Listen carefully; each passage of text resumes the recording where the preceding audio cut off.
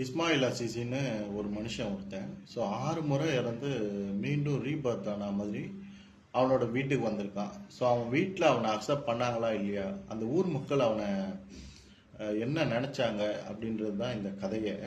So இது வந்து டன்சானியா நாட்டில் உண்மையாக ஒரு நபருக்கு நடந்த ஒரு செய்தி. ஸோ அதை தான் நான் இங்கே பதிவு பண்ண போகிறேன். முதல்ல அவர் ஒர்க் பண்ணிட்டு இருக்காப்புல. ஸோ அவரோட பேர் வந்து இஸ்மாயில் அசிசி. ஸோ அவர் ஒர்க் பண்ணிட்டு இருக்க பிளேஸில் வந்து ஸோ அவருக்கு சடனாக வந்து ஒரு சின்ன ஆக்சிடெண்ட் ஆகுது. ஸோ லைக் அவர் வந்து ஒரு லேபர் தான் அவர். ஸோ அவருக்கு வந்து ஆக்சிடெண்ட் ஆனப்போ ஹாஸ்பிட்டல் கூப்பிட்டு வராங்க அவரை. ஸோ டாக்டர்ஸ் அவரை பார்த்து செக் பண்ணிவிட்டு இவர் இறந்துட்டாருன்னு சொல்லிட்டாங்க. இப்போ அவரை வந்து மார்ச்சரிக்கும் கொண்டு போயிடுறாங்க. ஸோ மறுநாள் காலையில் அவர் மார்ச்சரியிலேருந்து எழுந்து அவர் வீட்டுக்கு வராரு. சரி, ஓகே. முதல் முறை அவர் வந்து இந்த மாதிரி இறந்து மீண்டும் வரும்போது அவங்க வீட்டில் எல்லாருக்குமே மகிழ்ச்சி தான். ஸோ இது வந்து ஒரு கடவுளுடைய செயல். இவர் கடவுள் தான் வந்து இவரை காப்பாற்றிருக்காரு, கடவுள் தான் இவருக்கு உயிர் கொடுத்துருக்காரு அப்படின்னு சொல்லிட்டு அவங்க நம்புகிறாங்க. ஸோ அவருக்கு வந்து இயல்பாக வாழ்க்கை போயிட்டுருக்கு. அப்புறம் ஒரு சில ஆண்டுகளுக்கு அப்புறம் அவங்க ஊரில் மலேரியா பரவிட்டு இருக்கு. ஸோ அந்த மலேரியா பரவிட்டு இருக்கும் போது அந்த மலேரியா இவரையும் அஃபெக்ட் பண்ணுது. ஸோ இவருக்குமே வந்து ஹெல்த் கண்டிஷன் வந்து ரொம்ப கிரிட்டிக்கலாக போகுது. ஸோ ஹாஸ்பிட்டலில் அட்மிட் பண்ணுறதுக்கு முன்னாடியே இவர் உயிர் இழந்துடுறாரு. ஸோ இப்போ மீண்டும் வந்து ஹாஸ்பிட்டல்லையும் இவர் வந்து ஒரு சில மணி நேரங்களில் உயிர் தெழுந்து மறுபடியும் வராரு. ஸோ இந்த முறை வந்து மறுபடியும் டாக்டர்கிட்டலாம் கொண்டு போய் செக் பண்ணுறாங்க. டாக்டர் சொல்கிறாங்க எப்படின்னு தெரியல, அவருக்கு வந்து கம்ப்ளீட்டாக மலேரியாவும் சரியாயிட்டுருக்கு அப்படின்னு சொல்லிட்டு சொல்கிறாங்க. ஸோ இந்த முறை வந்து கொஞ்சம் அவரோட வீட்லேயும் அவரோட சொந்தக்காரங்களும் ஜர்க் ஆகுறாங்க. ஸோ எப்படி இது 2வது வாட்டி சாத்தியமாகும், ஒரு மனுஷன் மறுபடியும் இறந்து மீண்டு வர்றதுன்றது ஆச்சரியமான ஒரு விஷயமா இருக்குன்னு சொல்லிட்டு தான் பார்க்கப்படுது. ஸோ அவருடைய நாட்களும் வந்து வாழ்க்கையோட நாட்கள். ஸோ இயல்பாக போயிட்டுருக்கு. அவர் ஒரு வேலைக்கு போயிட்டுருக்காரு, வந்துட்டுருக்காரு.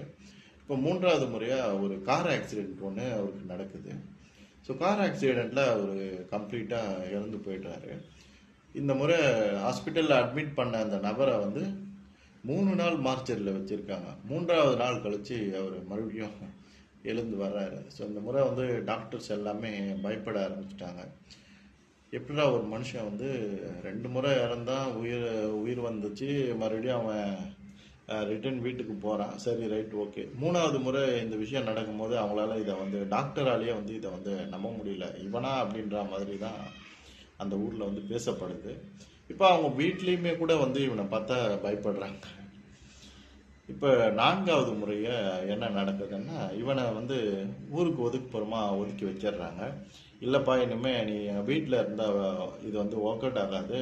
ஸோ நீ வீட்டில் எங்களெல்லாம், அதாவது கூட பிறந்தவங்க, ஸோ இந்த மாதிரி நார்மலாக தானே ஒரு லைஃப் போயிட்டுருக்கோம். ஸோ எங்களெல்லாம் விட்டு நீ தனியாக இருக்கிறது தான் எங்களுக்கும் நல்லது, எங்களுக்கே உன்னை பார்த்தா பயமாக இருக்குது அப்படின்னு சொல்லிட்டு, இது வந்து ஏதோ ஒரு சாத்தானுடைய செயலாக இருக்கும், இல்லை இவர் வந்து இறந்து இவரோட உடலில் வேற ஏதாவது ஆன்மா வந்து தங்குறதுக்கு இவரோட உடல் வந்து அதை அனுமதிக்குதோ என்னவோ அப்படின்லாம் பேச ஆரம்பிச்சிட்டாங்க. ஏன்னா வந்து டன்சானியாவில் வந்து அவர் வந்து ஒரு வில்லேஜில் இருக்காப்புல. அந்த இடம் வந்து ரொம்பவே வந்து பிற்போக்கான மனிதர்கள் இருக்கிற ஒரு ஊராக தான் இருக்குது.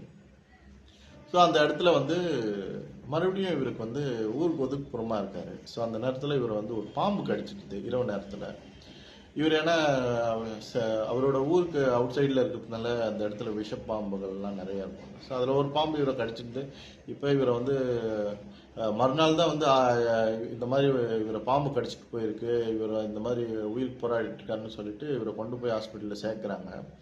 என்ன ஆச்சரியம்னா, மறுபடியும் அங்கே கொண்டு போனப்போ டாக்டர் இவரை பார்த்து சொல்கிறாங்க இவனா அப்படின்ற மாதிரி தான் அவங்களுமே வந்து ஷாக் ஆகுறாங்க.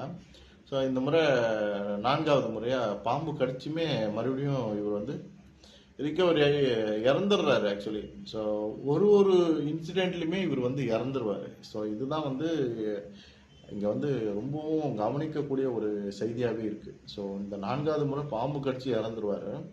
இப்போ டாக்டர்ஸ் எல்லாம் இவர் இறந்துட்டாருன்னு சொல்லிடுவாங்க. ஸோ இந்த மாதிரி ஒரு முறையும் இவர் இறந்துட்டாருன்னு டிக்ளேர் பண்ணுவாங்க. பட் ஆனால் ஒரு சில மணி நேரங்கள், ஒரு 2-3 நாள் கழிச்சுலாம் இவர் உயிர் திறந்து வந்துடுறாரு. ஸோ இந்த மாதிரி பாம்பு கடிச்சப்ப இவரை வந்து அடக்கம் பண்ணுறதுக்காக கொண்டு போகிறாங்க. கொண்டு போகிற வழியிலேயே இவர் வந்து எழுந்துடுறாரு. அப்போ ஊர் மக்கள் எல்லாம் இவரோட ஸோ அந்த தூக்கிட்டு போவாங்கள்ல அதை கீழே போட்டுட்டு ஓடுறாங்க. ஸோ என்னடா இவன் மறுபடியும் வந்துட்டான் அப்படின்னு சொல்லிட்டு.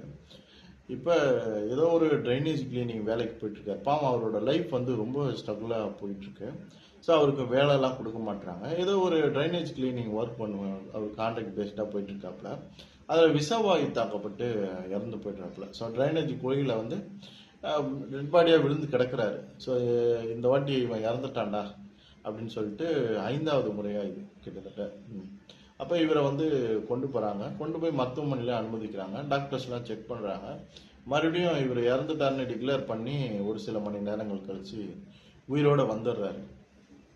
இப்போ இந்த ஊர் மக்கள்லாம் சேர்ந்து ஒரு விஷயத்தை வந்து டிக்ளேர் பண்ணுறாங்க. என்னென்னா வந்து இதுக்கு மேலே இவனை விடக்கூடாது, இவன் வந்து நம்ம ஊருக்கு வந்து ரொம்பவும் உபத்திரமான ஒரு ஆள், நம்ம ஊருக்கு வந்து மழை வராதுக்கு இவன் தான் காரணம், நம்ம ஊரில் எல்லாரும் கஷ்டப்படுறதுக்கும் இவன் தான் காரணம், நம்ம ஊர் வந்து ஏன் இவ்வளோ வறுமையில் இருக்குது அதுக்கும் இவன் தான் காரணம், இவன் வந்து ஒரு சாத்தானோட ஸ்லேவாக இருக்கலாம், இல்லைனா இவன் சாத்தானாகவும் இருக்கலாம் அப்படின்னு சொல்லிட்டு முடிவு பண்ணிடுறாங்க.